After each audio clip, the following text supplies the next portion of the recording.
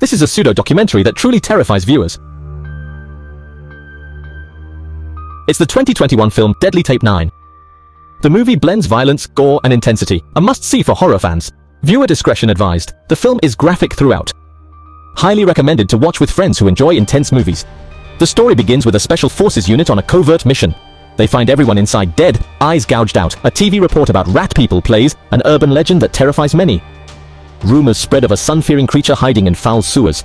Locals hear strange noises. Some claim to have seen rat people. A skeptical priest sends Xiao Mei and photographer Ah Wei to investigate. They hear odd sounds upon entering the sewer. Ah Wei finds a futon and a cart full of junk. While recording, Ah Wei spots someone hiding nearby.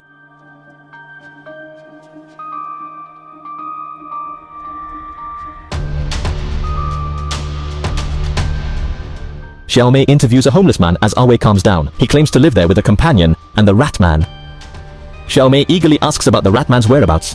The man's expression turns sinister, black blood oozing from his mouth. Ah Wei turns to flee but realizes Xiao Mei has vanished.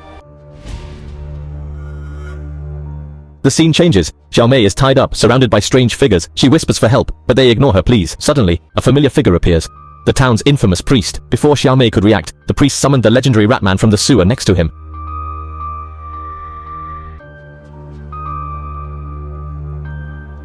The priest took out a bowl of the rat man's saliva and poured it directly on Ah Wei's head. In an instant, his head was corroded beyond recognition, listening to Ah Wei's extremely painful screams. Xiao Mei hurriedly begged the priest for mercy, but the priest took him to the rat man.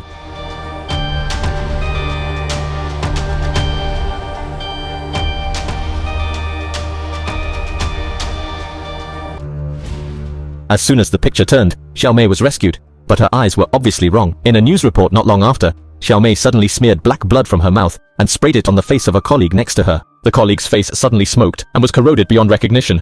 But Xiao Mei continued to broadcast the news like a nobody. After watching the first story, the special forces continued to walk deeper into the factory, eventually coming to a church-like room where corpses were everywhere, while the second story was shown on the big screen next to it. In a small town in Los Angeles in the United States, a funeral company launched a new business to replace the vigil for family members. Soon after Xiao Kui joined the company, she was arranged by her boss to hold a vigil at a funeral home for a deceased who died in a car accident, and asked Xiao Kui to use a video camera to record the whole process. For this job, Xiao Kui agreed to the boss's request, and everything was safe at first. But not long after, the window suddenly flooded power outage. Xiao Kui hurriedly came to the warehouse and lit a candle. When the candle was lit, the house suddenly lit up again. Xiao Kui was puzzled and went to inquire, but found that the coffin was tilted a lot. She nervously stepped forward to test. After making sure that there was no problem with the coffin, Xiao Kui was ready to push it back to its original position. The room was instantly pitch black, and there was a violent sound of impact in the coffin. Xiao Kui was so frightened that she turned around and ran away, only to find that the door of the funeral home was locked. In desperation, Xiao Kui had to turn back and inquire, but at this time the coffin had been knocked over to the ground. The body was nowhere to be found. Xiao Kui looked around in horror. It turned out that the dead body was standing by in a daze. Her head was cut off in half. Xiao Kui was frightened and hurriedly hid behind a chair, but fortunately she had no eyes. She could only listen to the sound. Just when Xiao Kui was about to flee, he suddenly saw half of the dead body's head kicking himself on the ground. Xiao Kui screamed in fright, and in the next second she was slammed to the ground by a dead corpse. With a shake of the camera, Xiao Kui, who was convulsive all over, walked out. She was completely transformed into a terrifying zombie. After watching the second story, the special forces were suddenly terrified. In order to complete the task, they can only continue to walk deeper into the factory. Along the way, they found countless broken limbs, and in the room at the end, there is still a TV. The third story, human body transformation, was played.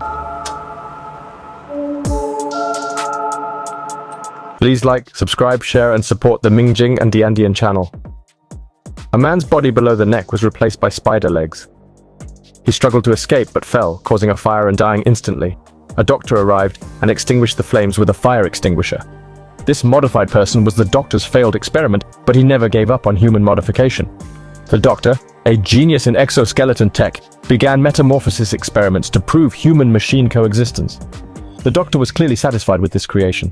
After various tests, the subject responded accordingly. Ecstatic, the doctor modified another man, replacing his arm with a large knife. Suddenly, TV news reported limbs found in a nearby river. The doctor was named the prime suspect. The missing woman on the news was the modified person, Ah Zhen, right there. Hearing this, Ah Zhen resisted. The doctor quickly knocked her unconscious with an iron plate. Just then, there was a knock at the door. The special forces had arrived. Due to the doctor's cruelty, the captain shot him on sight as the team continued searching. They found Ah Zhen. Shocked, the captain deemed her life unnecessary and shot her in the head. The special forces then began investigating deeper into the laboratory. As they broke open an iron door, an explosion occurred. The doctor's voice echoed through the lab.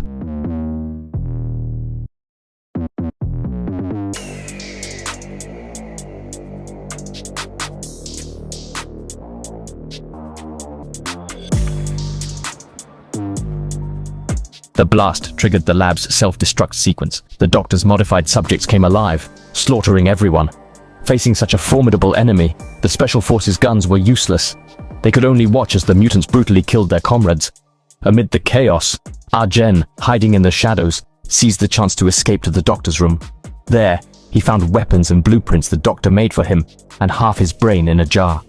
Arjen approached the mirror, unable to accept his appearance, and smashed it with his fist. As he despaired, a soldier suddenly appeared behind him, knocking Arjen to the ground.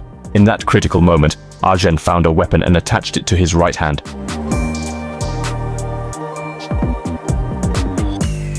Speechless, Arjen softly uttered a word. Arjen's eyes flickered towards his right hand, their light shining upon it. Arjen's eyes flickered towards his right hand, their light shining upon it.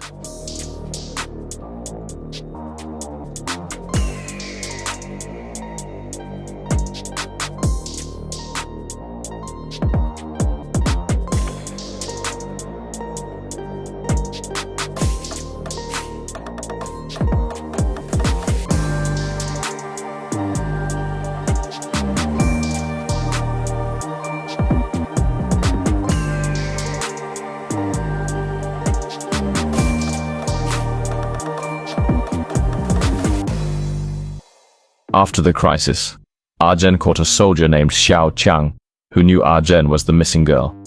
Seeing Xiao Qiang meant no harm, they agreed to escape the lab together. But as they took a few steps, the captain arrived, firing at Arjen with a gun. Xiao Qiang tried to intervene, but was beaten severely by the captain. Desperate, Xiao Qiang shot the captain, but the next second, Arjen watched Xiao Qiang get dismembered, then removed the mutant's brain, killing it instantly. The story ends with only Arjen's silhouette leaving the lab's surveillance footage. That's all for today's story. I'm Brother New. See you next time.